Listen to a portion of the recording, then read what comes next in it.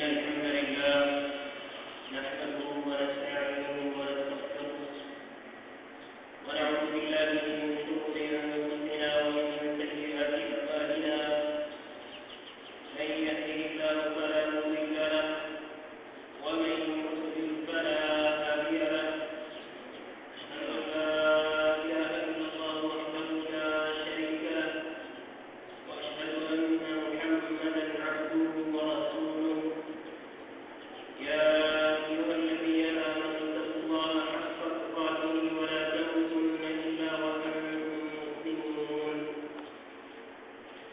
يا أيها الناس اتقوا ربكم الذي خلقكم من نفس واحدة وخلق منها زوجها وبث منهما رجالا كثيرا ونساء واتقوا الله الذي تساءلون به والأرحام إن الله كان عليكم رقيبا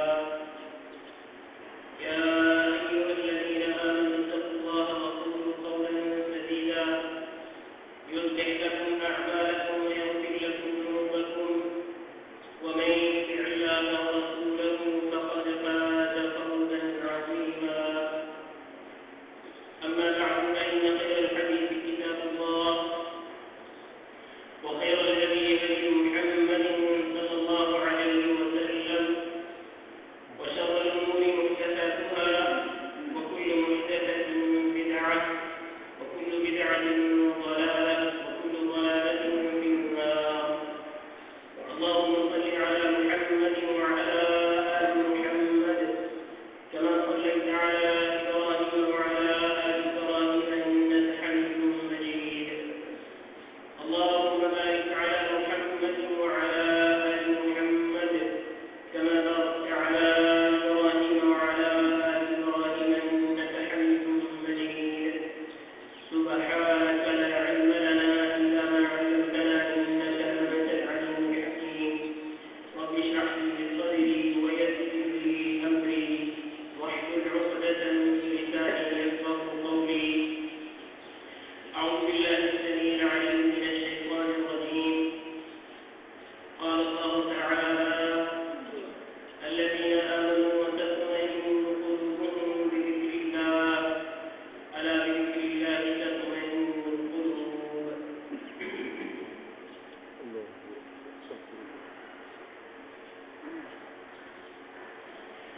زندگی اللہ کی بہت بڑی نعمت ہے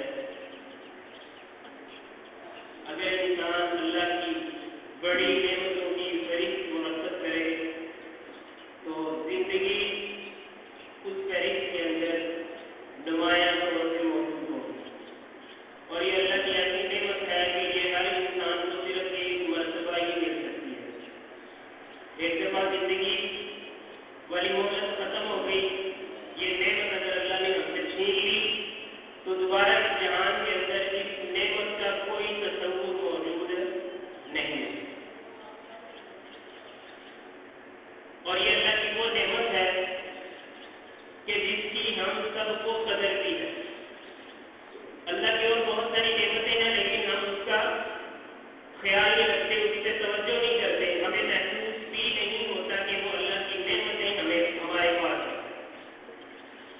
لیکن یہ زندگی ایسی نعمت ہے کہ اس سے ہم بہت زیادہ محبت کرتے ہیں اس سے بڑا پیار کرتے ہیں ہم زندگی کو کھونا نہیں چاہتے ہم موت جو ہے مرنا نہیں چاہتے ہم اس دنیا کے اندر زیادہ سے زیادہ دیر رہنا چاہتے ہیں گویا اللہ کی اس نعمت سے ہم بھرپور فائدہ اٹھانا چاہتے ہیں یہی وجہ ہے کہ ہر وہ چیز جو ہماری زندگی کے لیے خطرہ ہوتی ہے ہم اس سے بچنے کی کوشش کرتے ہیں اور اگر کسی ایسی چیز کا سامنا کرنا پڑ جائے ایسے حالات آ جائے کہ ہمیں یہ محسوس ہو کہ میری زندگی کو خطرہ ہے تو انسان کے اعصاب جو ہے وہ اس سے ڈرنا شروع ہو جاتے ہیں وہ پسینے سے شرابور ہو جاتا ہے اس کی زبان کھڑکھڑانا شروع ہو جاتی ہے اور اچھا بڑا آدمی جو ہے خوف جو ہے اس کے چہرے سے نمایاں ہوتا ہے خوبصورت انسان جو ہے اس کے چہرے پہ سیاہی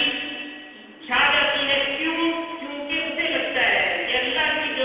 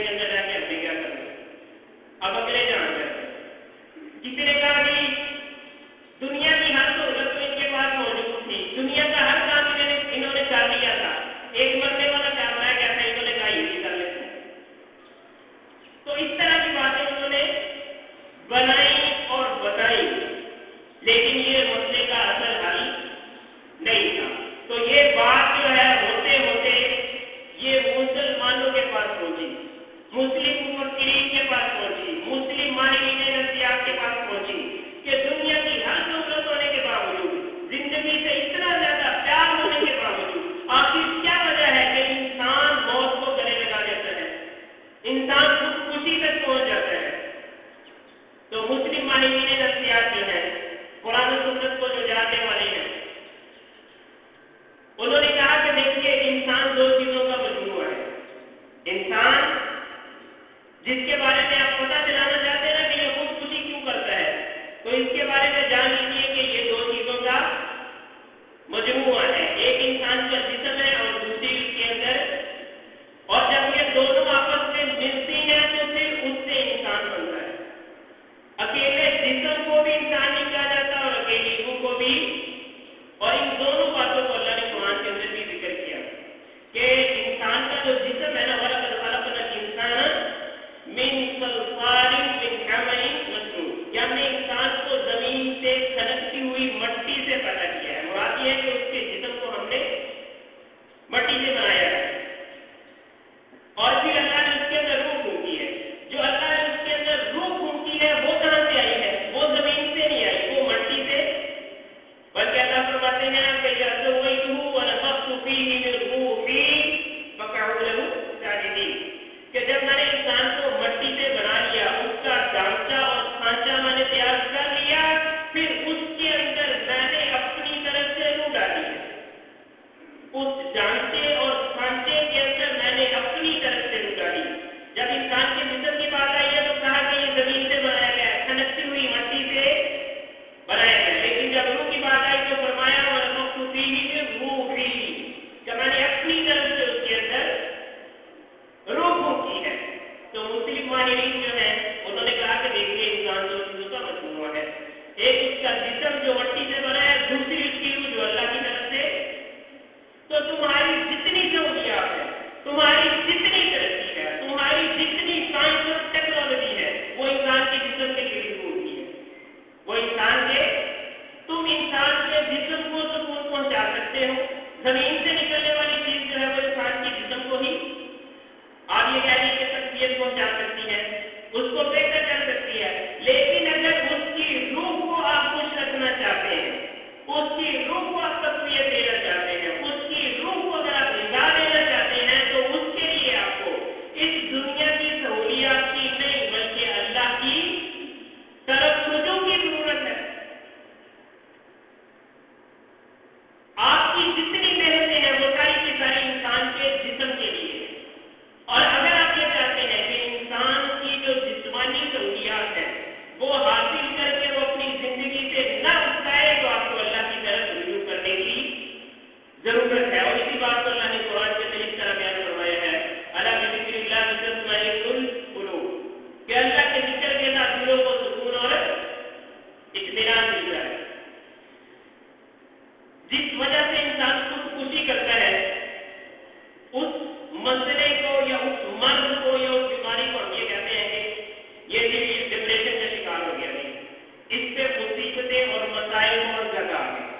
اس کو سمجھ نہیں آ رہی تھی کہ میں کیا کروں. اس کے ساتھ کوئی ایسا مسئلہ ہوا ہے کہ یہ اس کی سوچ سے ہی باہر ہو گیا، لہذا اس نے خودکشی کر لی. تو یہ جو ڈپریشن، غم، رنج، پریشانیاں، یہ سارے کے سارے کس کے مسائل ہیں؟ یہ روح کے مسائل ہیں، یہ انسان کے دل کے مسائل ہیں. اور دل اور روح کے مسائل کے لیے ہمیں اللہ کی طرف رجوع کرنے کی ضرورت ہے. اور اسی بات کو اللہ کے رسول صلی اللہ علیہ وسلم نے صحیح بخاری کی حدیث میں فرمایا مثل الذی یذکر ربہ والذی لا یذکر ربہ مثل الحی والمیت، کہ جو اللہ کا ذکر کرتا ہے اور جو اللہ کا ذکر نہیں کرتا، ان دونوں کے درمیان، اس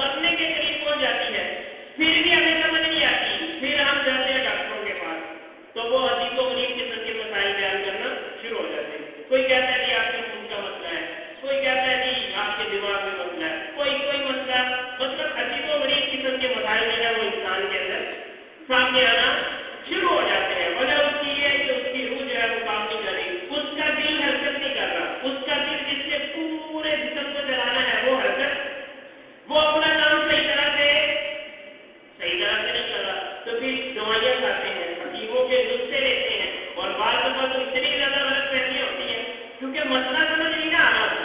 اب آپ دیکھیں نا, خدا نہ خاصہ کسی کا ہاتھ ٹوٹ جائے تو اس کو اپنا مسئلہ تو سمجھ آ رہا ہے کہ میرا ہاتھ ٹوٹا ہوا, کسی کو سر پہ چوٹ لگ جائے اس کو مسئلہ سمجھ آ رہا ہے کہ میرے سر پہ چوٹ لگی ہوئی ہے, لیکن یہ روحانی مسائل ہیں یہ اس طرح کے ہوتے ہیں کہ بندے کو سمجھ ہی نہیں آ رہی ہوتی. تو پھر جب ہر جگہ سے مایوس ہو چکے ہوتے ہیں نا, ڈاکٹر بھی جواب دے دیتے ہیں, حکیم بھی کہتے ہیں کہ ہمیں کوئی بات سمجھ نہیں آ رہی. پھر کیا کرتے ہیں, پھر شیطان ایک اور بات کرتا ہے, پھر شیطان یہ کہتا ہے کہ آپ کے ساتھ والے جو نا انہوں نے آپ کے اوپر جادو کیا ہو. وہ غلام بندہ آپ کو ملا تھا, اس نے آپ کو دیکھا کہ آپ بڑے خوبصورت لگ رہے تھے, بڑی اچھی گاڑی میں بیٹھے ہوئے تھے, شادی کے اندر بڑے خوبصورت لگ رہے تھے, ولیمے کے اندر بڑی بہار تھی, تو اس بندے نے آپ کو نظر لگا دی. میں یہ نہیں چاہ رہا کہ یہ چیزیں ہوتی رہی, یہ اس طرح بھی ہو جاتا ہے, لیکن آپ دیکھیں کہ ہر دفعہ اس طرح نہیں ہوتا. ہر دفعہ نہیں ہوتا کہ آپ کو واقعتاً کوئی جسمانی مسئلہ ہو, ہر دفعہ اس طرح نہیں ہوتا کہ آپ کو کسی نے جادو ہی کیا ہو, کسی نے آپ کو نظر ہی لگائی ہو, یا کوئی بندہ جو ہے نا وہ حرکت سے آپ کے خلاف اس سے بددعا ہی کی ہو. بلکہ یہ سوچنا چاہیے کہ میری اپنے اندر بھی تو کوتاہی ہو سکتی ہے نا. اب آپ دیکھیے, آپ فرض کر لیں کہ کسی نے آپ پہ جادو نہیں کیا, تو جادو انسان پہ کیوں ہو جاتا ہے, نظر انسان کو کیوں لگ جاتی ہے؟ یہ روحانی مسائل نہیں ہوتے ہیں, کیونکہ ہم ان روحانی اپنے اندر جو آپ کہہ رہے ہیں کہ روحانی طور پہ ہمارا سسٹم جو ہے وہ مضبوط ہونا چاہیے, اس کی طرف ہم توجہ نہیں کرتے. اور ایسی ضرورت ہو تو پھر کسی کے نظر لگانے کی ضرورت ہی نہیں ہوتی. اللہ قرآن کریم کے اندر ارشاد فرماتے ہیں, وَمَن يَعْشُ عَن ذِكْرِ الرَّحْمَنِ نُقَيِّضْ لَهُ شَيْطَانًا فَهُوَ لَهُ قَرِينٌ, کہ جو ہمارے ذکر سے اعراض کر لیتے ہیں, جو اللہ کی یاد کو بھلا بیٹھتے ہیں, ہم کیا کرتے ہیں, اس کے آپ کہہ لیں کہ ہم سائے کی یا اس کے بھائی کی یا اس کی کسی آپ کہہ لیں کہ رشتے دار کی ضرورت نہیں ہوتی, بلکہ ہم اپنی طرف سے اس کے ساتھ شیطان مقرر کر دیتے ہیں. جو اللہ کی ذات سے اعراض کر لیتا ہے ہم اپنی طرف سے اس کے اوپر شیطان مقرر کر دیتے ہیں, جو ہر وقت اس کو پریشان رکھتا ہے, جو ہر وقت اس کو مسائل کے اندر گھیر کے رکھتا ہے. وَإِنَّهُمْ لَيَصُدُّونَهُمْ عَنِ السَّبِيلِ وَيَحْسَبُونَ أَنَّهُمْ مُهْتَدُونَ. اور یہ شیطان جو ہے یہ انسان کو صرف نیکی کے راستے سے روکتا ہے. اور میں نے عرض کیا کہ نیکی کے راستے سے ہی صرف نہیں روکتا, بلکہ اس کی پوری کوشش ہوتی ہے کہ اس بندے کو اس کا اصل مسئلہ نہ سمجھ آئے, اس کی اصل مرض کی تشخیص نہ ہو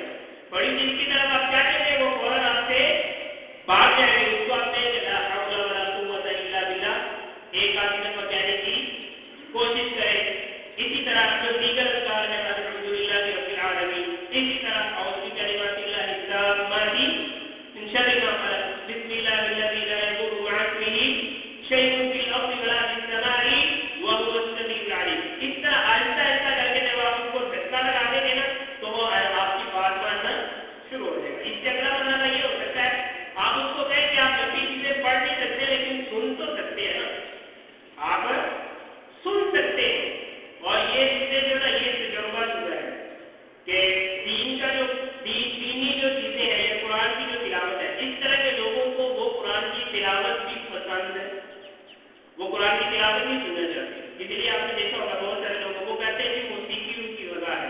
تو موسیقی کی غذا کیوں ہے؟ کیونکہ شیطان جو ہے وہ مسلسل آپ کہہ رہے ہیں کہ ان کے سر پہ جوتے مارتا ہے جب تک وہ قرآن اور جب تک وہ موسیقی نہیں سنتے. تو جب وہ گانے سنتے ہیں تو ان کو وقتی طور پہ سکون ملنا شروع ہو جاتا ہے. تو جب یہ صورتحال بن جائے تو پھر آہستہ آہستہ ہمیں محنت کر کے قرآن کی طرف لانا چاہیے. گھر کے اندر قرآن کی تلاوت لگا دیں یا جس جگہ پہ وہ بیٹھے ہو ذرا دور کر کے قرآن کی تلاوت لگا دیں. شروع کے اندر مشکل ہوگی، پھر اس کے بعد جو ہے وہ اللہ تعالیٰ ان کے ذہن کو کھول دے گا. شیخ الاسلام ابن تیمیہ رحمہ اللہ کے پاس ایک شخص آیا، آگے کہنے لگا میری صورتحال یہ بن گئی ہے کہ مجھے کچھ بھی کرنے کو جی نہیں چاہتا، میرے اعصاب پہ سستی سوار ہے، مجھے نفرت ہے، اپنے گھر والوں سے بھی مجھے نفرت ہے، نمازیں روزے پڑھنے کا میرا کوئی بھی نہیں چاہتا، لیکن میرے اندر اتنی رغبت ہے کہ مجھے اپنی غلطی کا احساس ہے.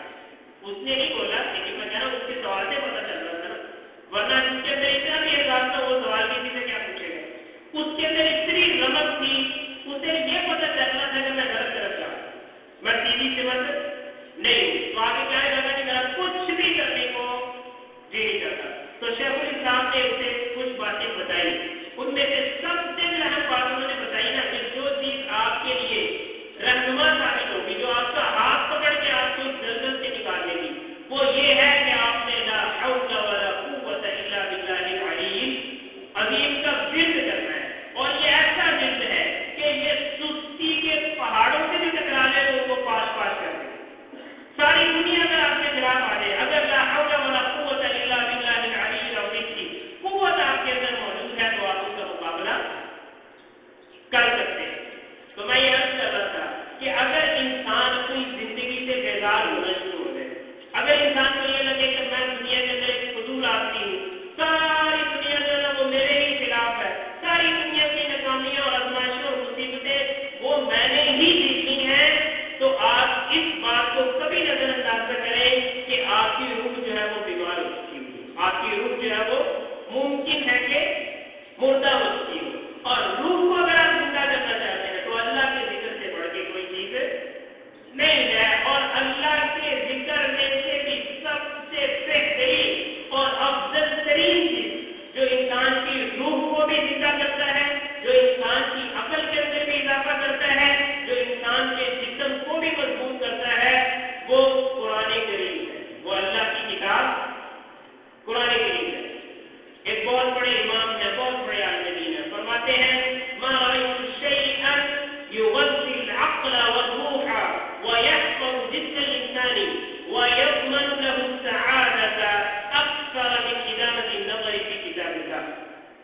کہ اگر آپ یہ چاہتے ہیں کہ آپ کی روح کو غذا ملے، آپ کی عقل جو ہے اس کے اندر اضافہ ہو، آپ جسمانی طور پہ محفوظ رہیں، زندگی آپ کی سعادت اور خوشیوں سے بھر جائے، تو قرآن کریم کو دیکھنے سے بڑھ کے کوئی اور دوسرا نہیں ہو سکتا. قرآن کریم سے بہتر کوئی چیز نہیں ہو سکتی. تو اگر ہم یہ چاہتے ہیں کہ غموں کے پہاڑ ہم سے ہٹ جائیں، پریشانیوں کے بادل جو ہیں وہ ہم سے چھٹ جائیں، تو اللہ کی کتاب قرآن کریم کی طرف ہمیں آ جانا چاہیے. اللہ تعالیٰ قرآن کریم کے اندر ارشاد فرماتے ہیں وَتُوبُوا إِلَى اللَّهِ جَمِيعًا أَيُّهَا الْمُؤْمِنُونَ لَعَلَّكُمْ تُفْلِحُونَ. اے لوگوں اگر تم فلاح چاہتے ہو، اگر تم کامیابی چاہتے ہو، اگر تم کامیاب ترین شخص بننا چاہتے ہو تو اللہ کی طرف لوٹا اور اللہ کی کتاب قرآن کریم کی طرف لوٹا. کتاب اللہ کے ساتھ ہمارا تعلق ہے کہ نہیں ہے؟ قرآن کریم کے ساتھ ہم اپنا تعلق کیسے مضبوط کر سکتے ہیں؟ یہ ایک لمبا چوڑا موضوع ہے، اس پہ آپ جتنا مرضی بول سکتے ہیں، جتنا مرضی آپ لکھ سکتے ہیں، اور اس کے اوپر باقاعدہ کتابیں لکھی ہوئی. لیکن میں مختصر وقت کے اندر چند ایک باتیں، آپ یہ کہہ لیجیے کہ میں چند ایک سوال آپ کے سامنے رکھتا ہوں جن سے آپ اندازہ کر سکتے ہیں کہ ہمارا قرآن کے ساتھ تعلق ہے کہ نہیں. سب سے پہلا اور آسان سوال اور قرآن کریم کے ساتھ تعلق کی سب سے آسان صورت وہ یہ ہے کہ ہم قرآن کریم کو سنیں، قرآن کریم کو ہم سنیں. اور یہی سوال ہم اپنے آپ سے کر لیں کہ قرآن کریم کے ساتھ ہمارا تعلق ہے کہ نہیں ہے، کہ کیا آج میں نے قرآن کریم کو سنا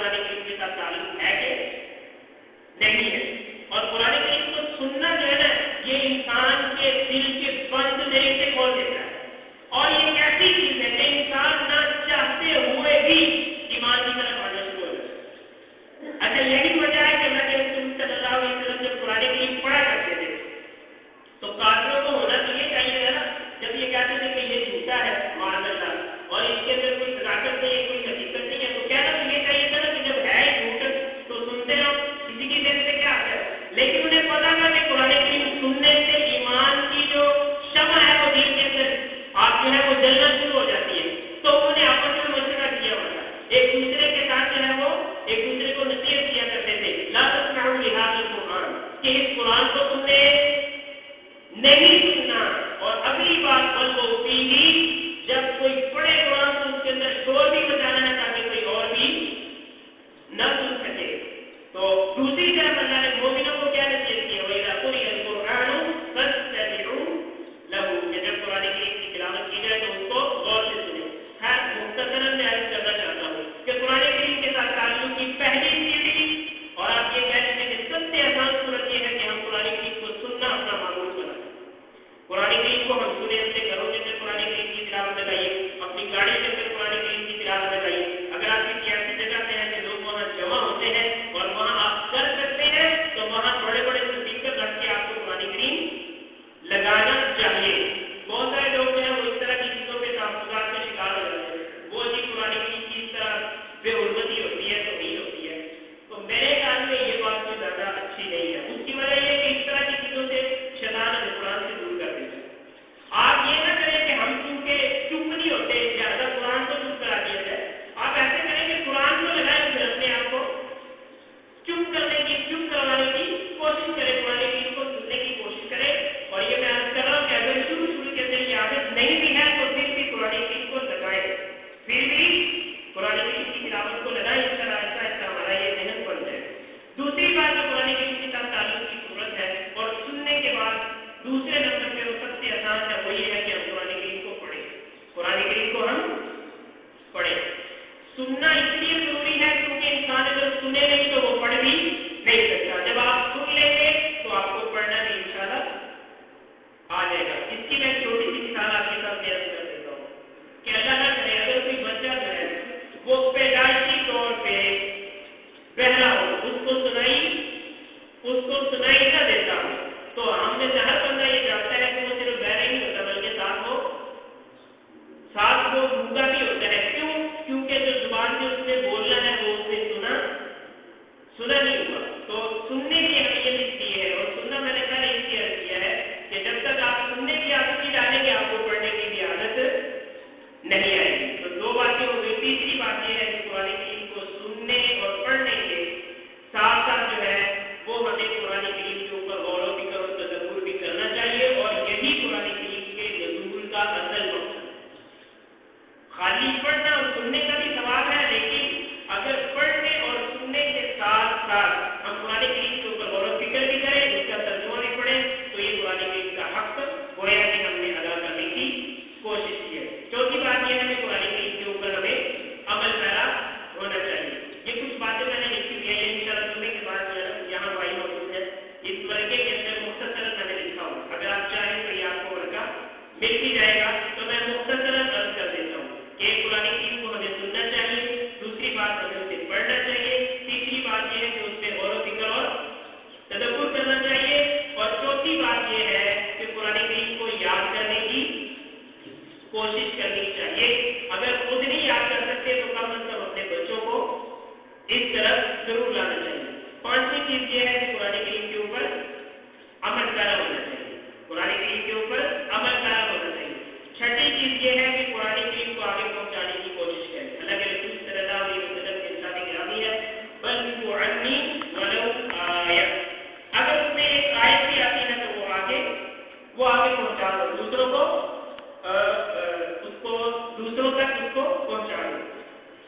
ساتویں بات یہ ہے کہ قرآن کریم کو ہمیں سیکھنا اور سکھانا چاہیے. خیرکم من تعلم القرآن وعلمہ. تم میں سے بہترین شخص وہ ہے جو قرآن کریم سیکھتا اور سکھاتا ہے. اور آٹھویں اور آخری بات، اور آپ یہ کہہ لیجیے کہ اس زمانے کے اندر سب سے اہم بات یہ ہے کہ قرآن کریم جو ہے وہ دستور حیات ہے. قرآن کریم سے بہتر کوئی نظام نہیں ہو سکتا. قرآن کریم سے بہتر جو ہے وہ آپ یہ کہہ لیجیے کہ کوئی قانون نہیں ہو سکتا. جب ہم سب کا یہ ایمان ہے تو اس قانون اور دستور کو نافذ کرنے کے لیے ہمیں اپنی طور پہ کوشش کرنی چاہیے. اور یہ کام ہم کر سکتے ہیں. کہنے کو تو یہ بڑا مشکل ہے اور ہم کہتے ہیں کہ ٹیکنالوجی اس زمانے میں کیسے ہو سکتا ہے، لیکن آپ چھوٹی سی بات سوچیں کہ اللہ کے رسول صلی اللہ علیہ وسلم کے زمانے میں کیسے نہیں ہوا. اللہ کے رسول صلی اللہ علیہ وسلم، ہم تو پھر لاکھوں کروڑوں ہے نا. اللہ کے رسول صلی اللہ علیہ وسلم تو صرف ایک تھے. تو ایک سے کام شروع ہوا تھا، آہستہ آہستہ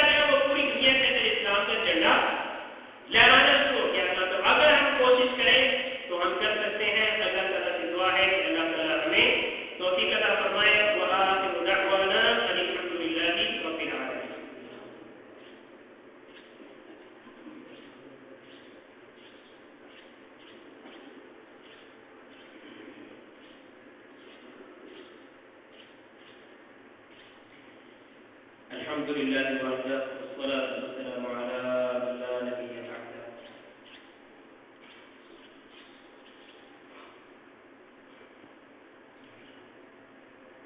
جس ادارے کے اندر آپ موجود ہیں یا جس مسجد کے اندر آپ اس وقت موجود ہیں یا ہم سب موجود ہیں، قرآن کریم کے حوالے سے میں نے آپ کو بتایا کہ اگر ہم یہ چاہتے ہیں کہ ہماری زندگی سعادتوں اور خوشیوں سے بھر جائے تو ہمیں اللہ کی طرف رجوع کرنا چاہیے، اور اللہ کی طرف رجوع کی بہترین صورت یہ ہے کہ ہم قرآن و سنت کی طرف رجوع کریں.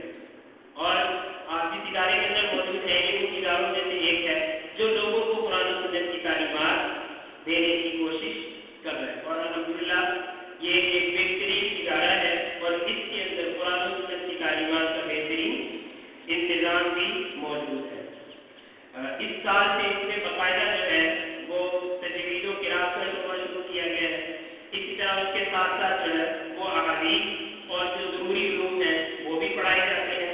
اسی طرح حفظ قرآن کریم کا اس کے اندر بہترین انتظام ہے. اسی طرح بچوں کو دینی تعلیمات کے ساتھ ساتھ ان کی صلاحیت اور ان کے شوق کے مطابق جو ہے دنیاوی تعلیم کا بھی انتظام کیا گیا ہے. مطلب یہ ہے کہ بچے یہاں تجوید و قراءت بھی پڑھ سکتے ہیں اور دیگر تعلیمات بھی حاصل کر سکتے ہیں، اور اس کے ساتھ ساتھ میٹرک، ایف اے، بی اے اور ایم اے تک کی جو تعلیم ہے اس کا بھی یہاں انتظام کیا گیا ہے، اور باقاعدہ داخلے اس میں شروع ہو چکے ہیں. آپ میں سے بہت سارے لوگ اس بات کو اچھی طرح جانتے ہیں. اسی طرح اسی ادارے کے اندر عشاء کے بعد جو ہے وہ ترجمہ قرآن کی کلاس بھی ہوتی ہے، اور لوگوں کا اگر ذوق اور شوق ہوگا تو جس طرح اس ادارے کی دوسری شاخ کے اندر باقاعدہ عربی زبان کا آپ یہ کہہ لیجیے کہ کلاس ہوتی ہے یا کورس کروایا جاتا ہے، وہ یہاں بھی شروع کیا جا سکتا ہے. اسی طرح اسی ادارے کے اندر بہت سارے لوگ جو ہے ان کو فتویٰ کی ضرورت پڑتی ہے، وہ سوال جواب کے لیے ان کو وہ چاہتے ہیں کہ ہمیں کسی مستند ادارے کا پتہ ہونا چاہیے جیسے کہ عالم دین کی طرف وہ رہنمائی چاہتے ہیں. تو اس ادارے کے اندر آپ ہر روز جمعرات کے علاوہ آپ ہر روز عصر سے لے کے مغرب تک یہاں آ سکتے ہیں اور یہاں اپنے سوالات جو ہیں ان کے جوابات دے سکتے ہیں، اور اگر آپ چاہیں تو تحریری صورت میں فتویٰ بھی یہاں سے آپ حاصل کر سکتے ہیں. اللہ تعالیٰ سے دعا ہے کہ اللہ تعالیٰ ہمیں قرآن کریم کی طرف اور سنت رسول صلی اللہ علیہ وسلم کی طرف لوٹنے کی توفیق عطا فرمائے. یہ بات میں نے عرض کی ہے آپ کو کہ یہ جو خطبہ جمعہ میں نے آپ کے سامنے عرض کیا ہے یہ پورے کا پورا ایک ورق کے اوپر مختصر لکھا ہوا ہے. تو اگر آپ کو آپ یہ سمجھتے ہو کہ یہ مفید ہے تو نماز پڑھنے کے بعد آپ جب باہر نکلیں گے تو وہاں بھائی موجود ہیں، ان سے آپ اپنی کاپی لے سکتے ہیں اور لے کے آپ اس کو پڑھ کے آگے پہنچائیں گے تو یقیناً یہ ہم سب کے لیے صدقہ جاریہ ہوگا. اللهم صل على محمد وعلى آل محمد كما صليت على إبراهيم وعلى آل إبراهيم إنك حميد مجيد. اللهم بارك على محمد وعلى آل محمد كما باركت